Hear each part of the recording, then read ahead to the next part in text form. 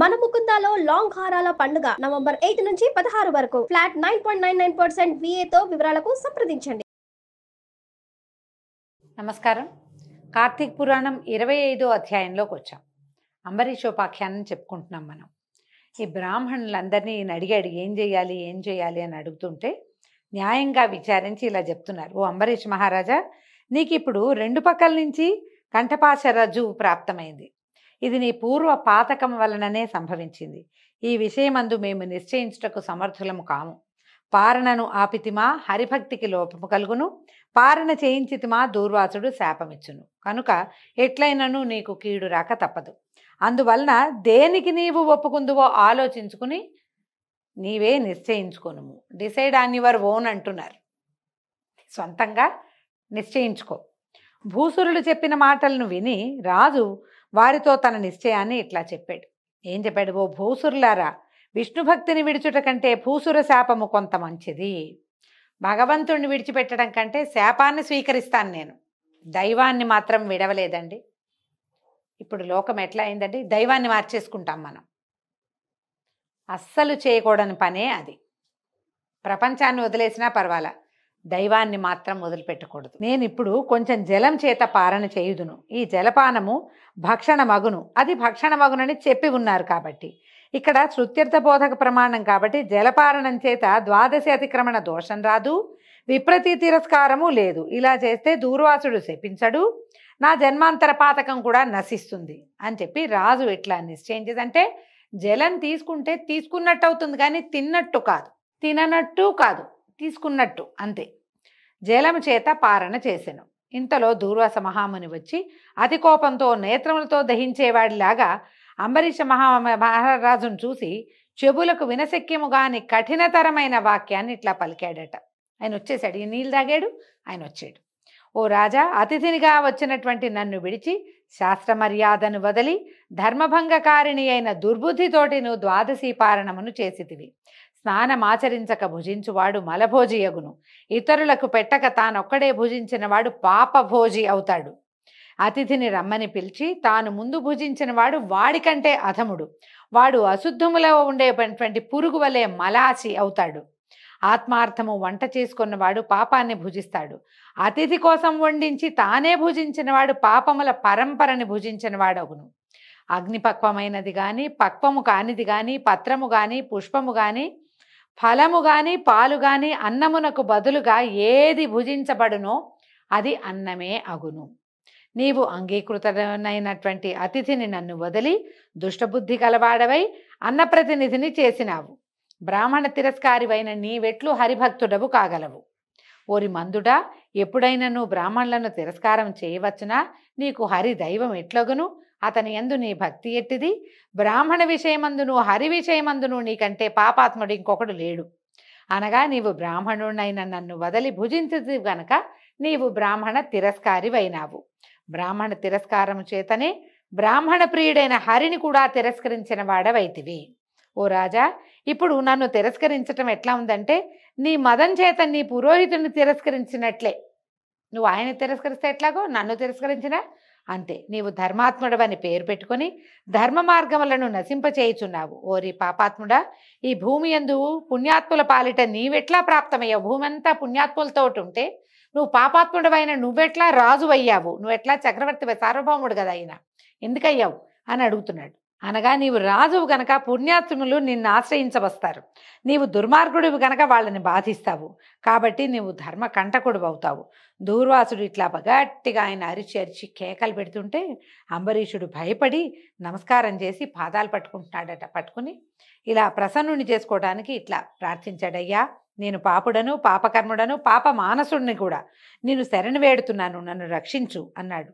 నేను ధర్మ మార్గం తెలియక పాపమనే పంకిలంలో పడి బురదలో పడి దుఃఖిస్తున్నాను. నిన్ను శరణు వేడుతున్నాను, నన్ను రక్షించు. నేను క్షత్రియుణ్ణి, జ్ఞానం లేక పాపాలను చేశాను. నీవు బ్రాహ్మణుడవు, శాంతి స్వరూపుడవు కాబట్టి నన్ను రక్షించు. బ్రాహ్మణులు క్షమాయుక్తులై ఉంటారు. మీ వంటి మహాబుద్ధిమంతులు కృపావంతులై మా వంటి పాప సముద్ర మగ్నులను ఉద్ధరించాలి. నేను పాపమే చేశాను, నన్ను రక్షించు. నువ్వు బ్రాహ్మణుడివి కదా. ఇట్లు పాదాల మీద పడి పరిపరి విధాలుగా ప్రార్థిస్తున్నటువంటి రాజును కఠినుడైన దూర్వాసుడు అత్యంత కఠినత్వాన్ని వహించి తన ఎడమ కాలితో తన్ని దూరముగా పోయి నిల్చుండి మిక్కిలి కోపంతో శాపం ఇవ్వడానికి ప్రయత్నిస్తూ ఇట్లా అన్నాడు, ఓ రాజా, నేను దయగలవాడనే కాని నాకు శాంతి లేదు. శాంత స్వభావమునకు ఆయలమైతిని కనుకనే దూర్వాసుడు శాంతి లేనివాడని తెలుసు. ఎందుకంటే ఆలయం నేను అతి కోపిని కాబట్టే నాకు దూర్వాసుడు అన్న పేరుంది. శాంత స్వభావానికి ఆలయం అయ్యాను కనుకే దూర్వాసుడు శాంతి లేనివాడని తెలుసుకో. ఇతర మునీశ్వరులందరూ కోపితులై తిరిగి ప్రార్థించిన ఎడల శాంతులగుదురు. నేను కోపితుడునైన నేని కోపం తెప్పించిన వాడికి కఠినమైన శాపం ఇవ్వక శాంతించేవాడని కాను అని ఇట్లా పలికి అంబరీషుని ఉద్దేశించి ఇట్లా శపించాడట.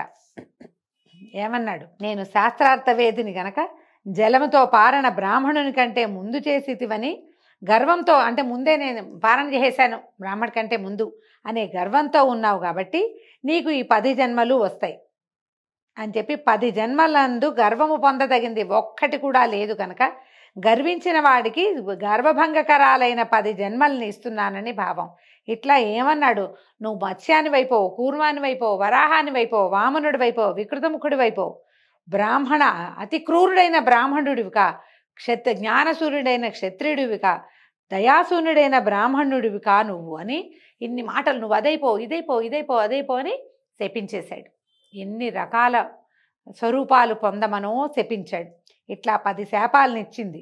నన్ను అవమానపరిచిన వాడికి ఇంకా శాపం ఇవ్వాలని అనిపించిందట. ఆయన చాలేదు, ఎన్ని ఇచ్చి నువ్వు చాపై పుట్టు, కూర్మానివై పుట్టు, వరాహానివై పుట్టు, వామనుడి వైపో, వికృతముఖం కలిగిన వాడి వైపో, తర్వాత క్రూరుడైన బ్రాహ్మణుడి వైపో, జ్ఞానసూర్యుడైన క్షత్రియుడి వైపో, అంటే ఇవన్నీ జన్మలు వరస, ఆ వరస ప్రకారం చెప్తున్నాడు అనమాట. దయాశూన్యుడైన బ్రాహ్మణుల వైపో అని ఇలాగా ఎన్నో శాపాలు నోటికొచ్చినవన్నీ అనేసి ఇంకా ఇంకా ఇంకా ఏదో అనేద్దాం అనుకున్నాడనమాట. అని నోరు తెరిచే లోపల ఈ అంబరీషుని హృదయమందున్న బ్రహ్మవేద్యుడును భక్తి ప్రియుడును, అంటే భక్త ప్రియుడును శరణాగత వత్సలుడు అయినటువంటి హరి తన భక్తుని కాపాడే తలంపుతోటి బ్రాహ్మణుని మాటను సత్యముగా చేయవలనన్న తలంపుతోటి దూర్వాసుడిచ్చినటువంటి 10 శాపములను తాను గ్రహించి తిరిగి శాపం ఇవ్వడానికి ప్రయత్నిస్తున్నటువంటి బ్రాహ్మణుని అతిక్రమముతోటి తగిన శిక్ష విధించవలనని తలంచి చక్రాయుధాన్ని ఆదేశించాడు.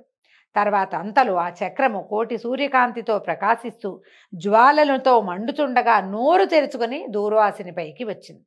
దానిని చూసినటువంటి దూర్వాసుడు భయమంది ప్రాణములను రక్షించుకునే తలంపుతోటి పరిగెత్తాను. చక్రము మండుతున్న జ్వాలలతోటి ముని వెంటపడింది. ముని భూమి అంతయు తిరిగెను. దూర్వాసుడు చక్రము చేత భూచక్రమంతా తిరిగింపబడ్డాడు. చక్రభయము చేత ఎవడును మునిని రక్షించేవాడే లేకపోయాను. ఇంద్రాది దిక్పాలులను, వశిష్ఠాది మునీశ్వరులను, బ్రహ్మాది దేవతలను వారందరూ కూడా దూర్వాసుని రక్షింపలేని వారైన. ఇట్లా తపస్సు చేసుకుంటూ కూర్చునేటువంటి మునీశ్వరునకు అతి కోపము చేత బుద్ధి చెరుచుకొని హరిభక్తునికి అవమానం చేయటం వలన సంకటము తటస్థించను.